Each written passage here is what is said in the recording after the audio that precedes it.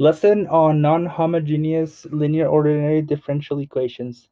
Learning target: students will be able to solve second-order non-homogeneous linear ODEs. Criteria for success: I will be able to use the characteristic equation to find the homogeneous solution, apply the method of undetermined coefficients to solve for a particular solution, find the Wronskian to test linear independence, and apply the variation of parameters to solve for the particular solution. My essential question for today is: how can you solve non-homogeneous linear ordinary differential equations? So as we talked about, the homogeneous solutions is where we have a second order differential equation that is generally looks like this, where we can convert this into a characteristic equation where we will be able to solve for roots. So in this case, for the characteristic equation, we can represent this as a quadratic equation, and in order to solve for the roots, we can either factor out, complete the square, etc. And another tool is that we can use the quadratic formula. So negative b plus or minus b squared minus 4ac over 2a. And then we're going to take a look at this discriminant here inside the root in order to establish three different cases. The cases for the discriminant. So in case number one, we have two real roots. If b squared minus 4ac is greater than 0, that means that our lambda 1 is equal to some root 1, and our lambda 2 is equal to a distinct root. So our general solution is going to be c1 to the r1x plus c2 to the r2x. And these r1 and r2 are different and distinct. Case number two, a real double root if b squared minus 4ac is equal to 0. In this case, we have lambda 1 is equal to r1 and lambda 2 is equal to r1 as well. When this happens, both the second one has to be linearly independent from the first one, and we can adjust that in our general solution. So c1 to the r1x plus c2x to the r1x. And adding this x is going to make the second part of our general solution independent from this part. For cases number three, if we have complex conjugate roots, if b squared minus 4ac is less than 0, then our roots are going to look like this. For r1, or lambda 1 is equal to some alpha plus beta I, and lambda 2 is equal to alpha minus beta I, where this I is your imaginary part. And your general solution is going to look like this. A function of x is equal to some to the alpha x times c1 cosine of beta x plus c2 sine of beta x. And for this case here, alpha and beta are used numbers, so the plus and the minus here don't really mean much.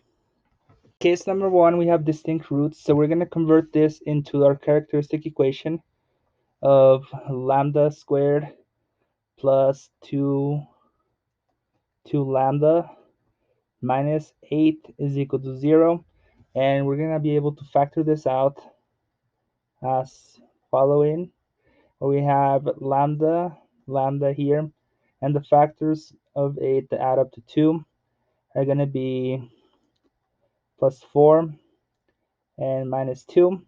And solving for the factors here, I can set each of these equal to 0, but I'm going to get lambda 1 is equal to negative 4, and lambda 2 is equal to positive 2, where my solution is going to be utilizing these roots as a function of x is equal to c1 to the minus 4x plus c2 to the 2x. So this would be my answer for this problem. Case number 2, in case if we have a double root, we're going to set up our characteristic equation the same way. So lambda squared plus 4 lambda plus 4 is equal to 0. And when we try to factor this out, the factors of 4 that add up to 4 are going to be 2 and 2. So as you can see, lambda 1 is going to be equal to negative 2, and lambda 2 is equal to negative 2. And when that happens, we need to modify our second lambda in order to have a solution that is linearly independent for this part right here. So our answer is going to be a function of x is equal to c1 e to the minus 2x plus c2 x e to the minus 2x. Case number 3, complex roots. So we're going to set up the characteristic equation as the following: lambda squared minus 4 lambda plus 13 is equal to 0. And in this case, we can find factors of 13 that add up to 4 because 13 is prime. So we're going to be relying in the quadratic equation. So negative b plus or minus the square root of b squared minus 4 times a times c divided by 2 times a. And if you simplify this, we're going to get 4 plus or minus the square root of 16 minus 52 divided by 2. And 16 minus 52 is equal to negative 36. So 4 plus or minus the square root of negative 36 over 2. If we pull this negative 36 out, we get 4 plus or minus 6i over 2. And simplifying this further down, we get 2 plus or minus 3i. So R1 is equal to 2 plus 3i, and R2 is equal to 2 minus 3i. And we need to identify alphas and betas here. So alpha is going to be equal to 2. Beta is going to be equal to 3. And we can use this and plug it into our third case here for our alphas and betas and get a general solution that looks like this. A function of x is equal to e to the 2x c1 cosine of 3x plus c2 sine of 3x. And this is going to be my general solution. So particular solutions are where we don't have our differential equation equal to some zero, but instead we have a function on the right hand side, and we can solve for this by solving for the homogeneous solution.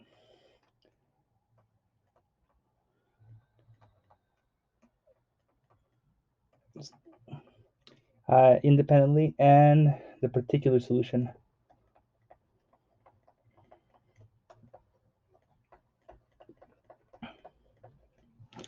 And if we take our homogeneous solution plus our particular solution, then our answer is going to be the addition between the two. So y of x is going to be some function of the homogeneous solution plus some function of the particular solution. The method of undetermined coefficient takes a look at the function r of x, which is your particular solution, and it's going to attempt to make a guess So we have e to the x functions where we have our guess of a e to the x. We have x to the n functions. We're going to start out some n and go all the way down to the constant. We have cosine, sine functions, which both of these guesses are represented with a combination of a cosine plus b cosine. And we have e to the x times cosine and e to the x times sine, which is represented with these two right here. So the goal is to guess the particular solution and make as many derivations based on your differential equation to solve for those coefficients. So if we solve for the homogeneous part of the solution, we're going to get something that looks like this. But the goal is to apply the method of undetermined coefficients to solve this part right here. So as you can see, if we go back to the table, this is in the form of k e to the lambda x. So we're going to our guess is going to be a e to the lambda x.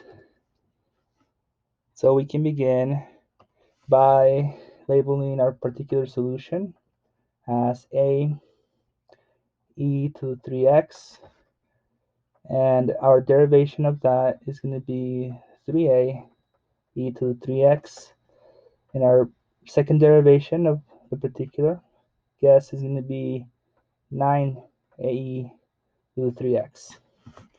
So now we have all these derivations, we can actually plug them back into our differential equation and try to solve for a.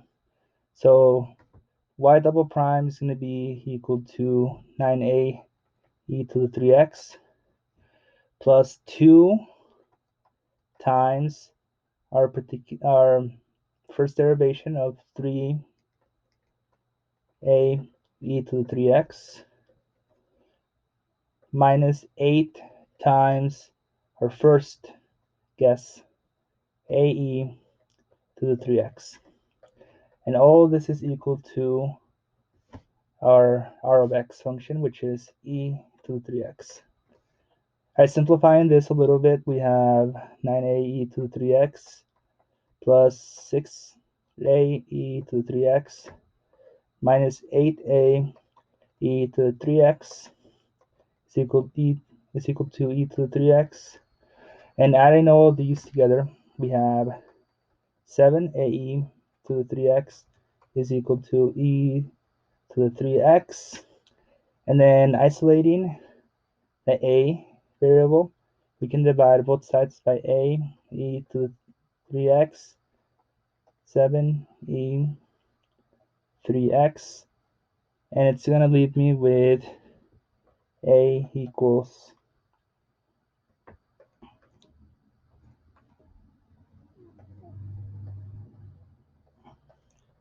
1 over 7. All right, so my particular solution is, if I go back to this guess here, the a constant is going to be equal to 1 over 7th e to the 3x.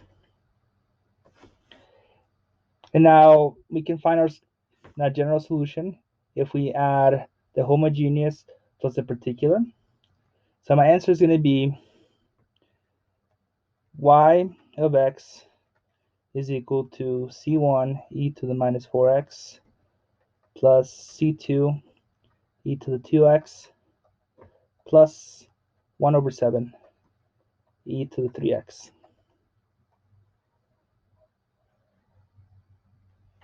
Example number 2, if our r of x is equal to 3x squared, we're going to go and use this scenario here.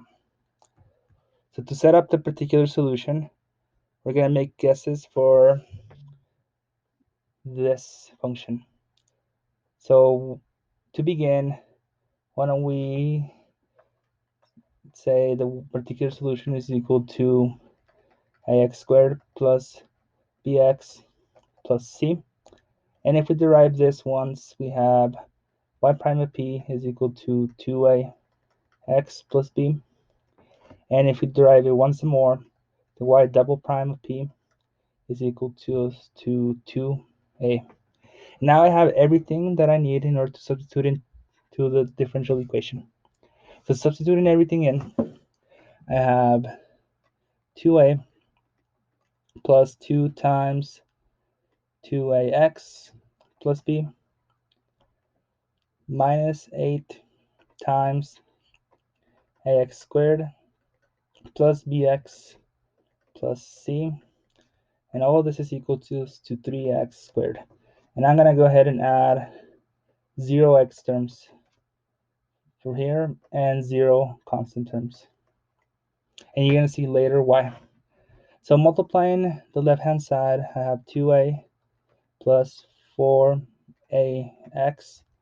plus 2b minus 8ax squared minus 8bx minus 8c is equal to 3x squared plus 0x plus 0. And now I can equate all of my x squared terms on the left-hand side with all the x squared terms on the right-hand side. So to set up an equation, I'm going to try to set up 3 equations with 3 unknowns in order to solve for a, b, and c. So my first equation is going to be the x squared terms. On the left-hand side, I only have this term right here. So negative 8ax squared. And I'm going to go ahead and add 0 terms for my b and my c. Plus 0 bx squared plus 0 cx squared. And all of this is equal to 3x squared. And now I'm going to set up an equation for my x terms. And I have 4ax and minus 8bx, and I have no c terms here, but I'm just going to add it anyway, 0cx, and that's equal to 0x. All right, and the last one is going to be my constant terms, so I have 2a and plus 2b and minus 8c, and all of this is equal to 0. Now I have a linear system here that is 3 by 3. Because I can divide the first equation by x squared, it's just going to leave me with the constants. And I can divide the second equation by x, it's going to leave me with the constants. So I can set up a matrix here that solves for a, b, and c. So negative 8, 0, 0, 4, negative 8, 0, and 2, 2, and negative 8. And the terms here on the right hand side are going to be 3, 0, and 0. So if you use raw operations and you simplify this, you're going to find that a is equal to negative 3 over 8, b is equal to negative 3 over 16, and c is going to be equal to negative 9 over 64. And with these numbers here, I can go back and substitute into my particular solution. So y of p is going to be equal to negative 3 of 8 x squared minus 3/16 x minus 9 over 64. And now the general solution is going to be the homogeneous plus the particular solution. So your final answer is going to become a function of x is equal to c1 e to the minus 4x plus c2 e to the 2x plus the particular minus 3 over 8 x squared minus 3 over 16 x minus 9 over 64.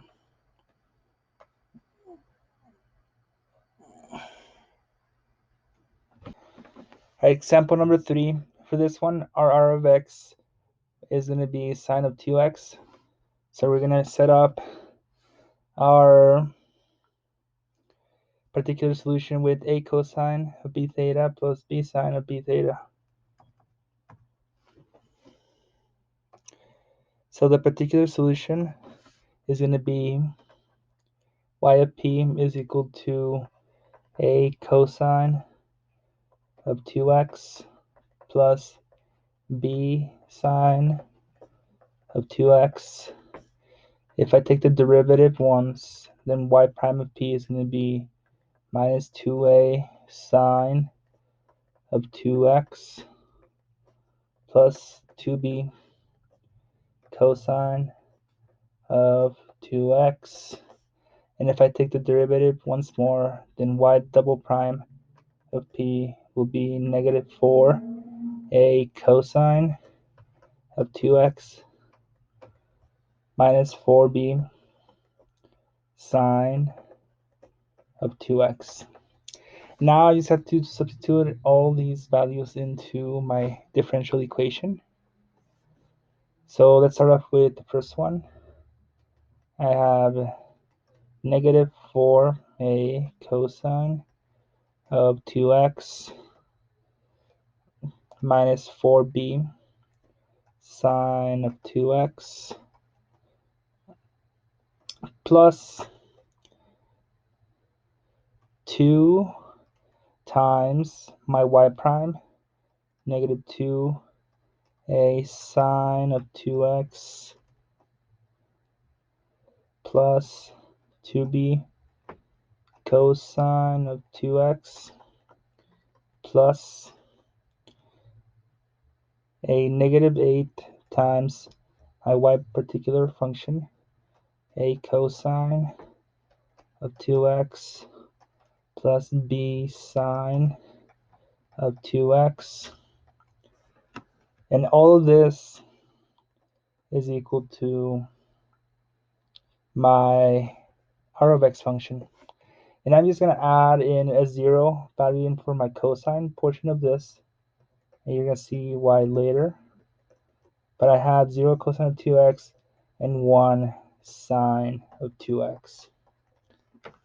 So if I multiply all this out, I have negative 4a cosine of 2x minus 4b sine of 2x.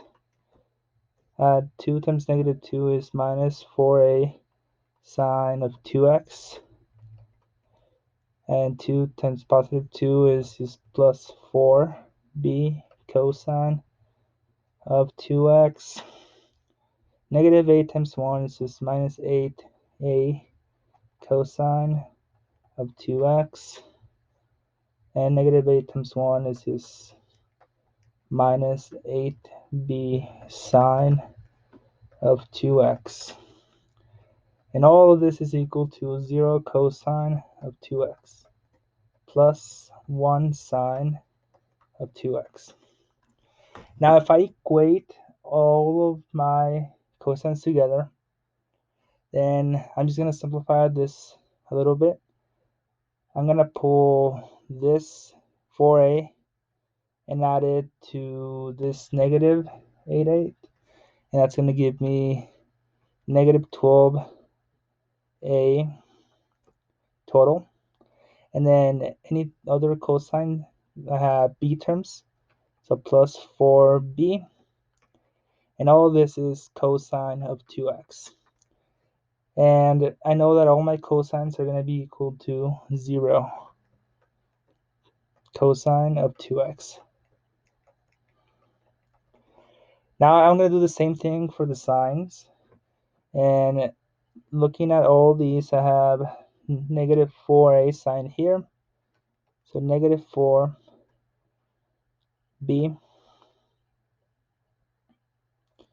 or yeah, a. And all my b terms are going to add up to, I have 4 here, and I have 8 here, so minus 12b is going to be equal to sine 2x, and this is equal to 1 sine of 2x. Now if I go ahead and divide this first equation by cosine of 2x, and then my bottom equation by sine of 2x on both sides, then I really have two equations that are simplified down to two equations and two unknowns. So the first equation is negative 12a plus 4b is equal to 0, and negative 4a minus 12b is equal to 1. And then I can just generate a matrix and do row operations with negative 12, 4, negative 4, negative 12, 0, 1. And then if you do row operations, you're going to find that a is equal to negative 1 over 40, and b is equal to negative 3 over 40. So I can go back into my guess of my particular solution, y of p here, and plug in those coefficients. So a is equal to negative 140 cosine of 2x, and b is equal to negative 3 over 40 sine of 2x. And I just put in both of them, so the homogeneous portion of my solution and the particular part of my function solutions. Then my answer is going to become here. Y of x is equal to the homogeneous plus the particular c1e to the minus 4x plus c2 e to the 2x minus 1 over 40 cosine of 2x minus 3 over 40 sine of 2x. And this is my final answer. Alright, the Wronskian between two functions is used to find linear independence, and we can test that by finding the determinant of a between two functions. If we have the function and its derivative and its second function and its derivative, and we can find its determinant by multiplying this by this, and so this is equal to the Wronskian between two functions is determinant, so y1 times y prime 2 minus y prime of 1 times y prime of 2. And if the Wronskian of functions y1 and y2 does not equal 0, then we could say that these two functions are linearly independent from one another. And then the Wronskian is also used as a part to do variation of parameters. So we're going to do an example later on. Example number 4, are these two functions linearly independent?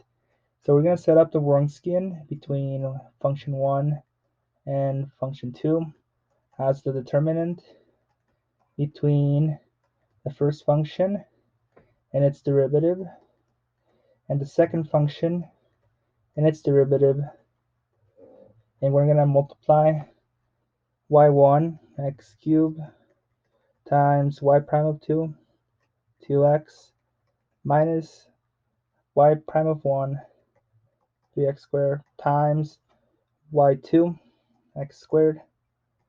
And so we have x squared, x cubed times 2x is 2x to the fourth minus 3x to the squared times x squared is 3x to the fourth. And this simplifies down to negative x to the fourth. So because our Wronskian between y1 and y2 is not equal to 0, then these two functions are linearly independent.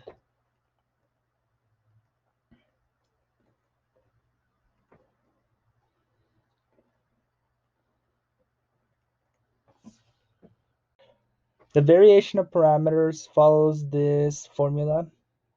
I can find a particular solution that involves the function of y1 and y2, the particular r of x function, and the Wronskian between y1 and y2. So in order to get started, I'll first have to find the homogeneous solution to this. So I'll set up my characteristic equation and solve for the roots. So in this case, I'm going to have two of the same roots, lambda minus 1 and lambda minus 1 gives me a lambda 1 of positive 1 and a lambda 2 of positive 1 as well. So for my homogeneous solution, I'm going to have y of h is equal to c1 e to the x plus c2. Because I have a double root that's the same, I have to make these linearly independent. So I add an x here, e to the x. And now I can identify my y1 and y2 functions as the following. So my y1 is going to be equal to e to the x, and my y2 is going to be equal to xe to the x. Okay, my r of x function is going to be this particular on the right hand side. So e to the x over x squared plus 1. And then the last thing I have to do is find the Wronskian between y1 and y2.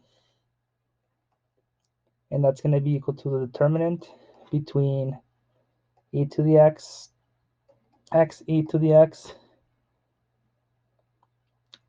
and so on. We'll have to take the derivatives and then. Alright, example number 5, find the general solution. So following on from our previous slide, we're going to set up the Wronskian between our y1s and our y2. So the Wronskian between y1 and y2 is equal to the determinant of both functions. So my first function was e to the x. My second function was x e to the x. The derivative of e to the x is e to the x. And I'll have to apply the product rule. So f of x to g of prime of x plus g of x times f prime of x, which is 1. So can you just leave it as that? If you calculate the determinant between this, we're going to multiply e to the x times x e to the x plus e to the x minus e to the x times xe to the x. And then if I multiply this, I have x e to the x times e to the x. It's going to be e to the 2x. And e to the x times e to the x is plus e to the 2x minus this again is going to be x e to the 2x. And I am lucky enough to see that this is going to cancel out. So the Wronskian is just going to be equal to e to the 2x. So these are linearly independent, and I can go ahead and set up for my variation of parameters. All right, let's change the color. So y of p is equal to negative y1, which is e to the x, times the integral of y2, which is x e to the x, times our r of x function, e to the x over x squared plus 1, divided by the Wronskian. So I have to multiply this bottom part by e to the 2x. And plus y2, which is x e to the x, x e to the x times the integral of e to the x of y1 times r of x, so e to the x again, over x squared plus 1 times the Wronskian of e to 2x dx. Alright, so it looks like I have everything here. I can actually go ahead and cancel some of these things out. E to the x times e to the x, it can cancel with e to the 2x at the bottom. And same thing here. So I'll just rewrite my integral again, a simplified integral. So I have y of p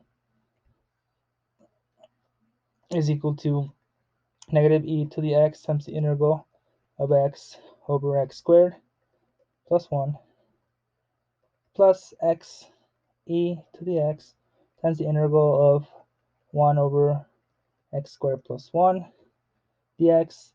And now I can integrate these right here. So in order to integrate this first one right here, I'm going to have to set up u substitution. So I'll let u be equal to x squared plus 1, and du is equal to 2x dx.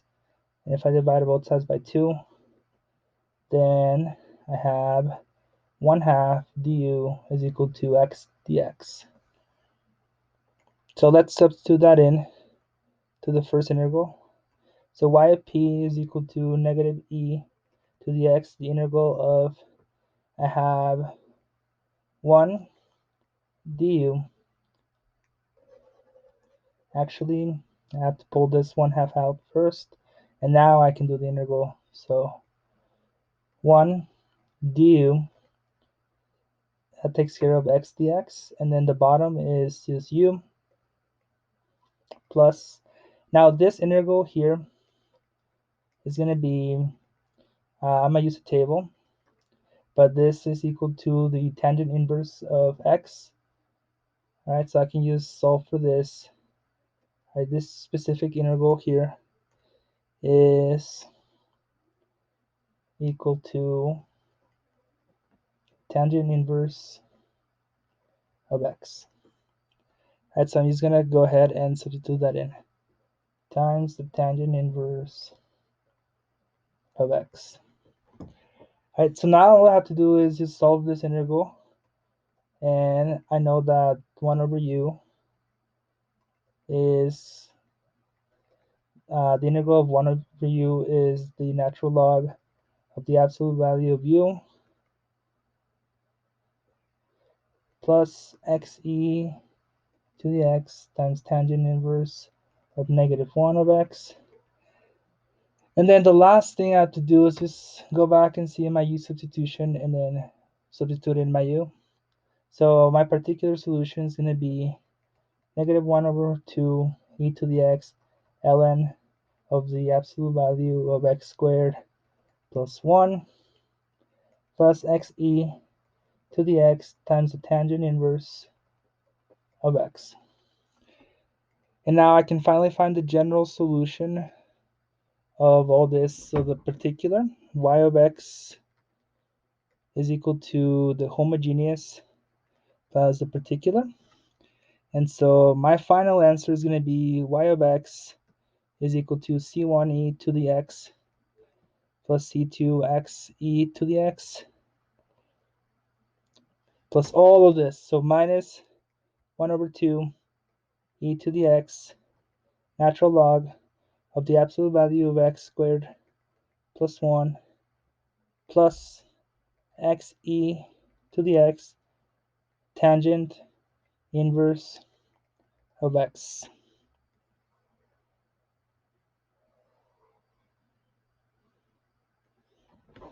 Here are the references that I used to make this video. It was just the book Advanced Engineering Mathematics by Kreisig, 10th edition.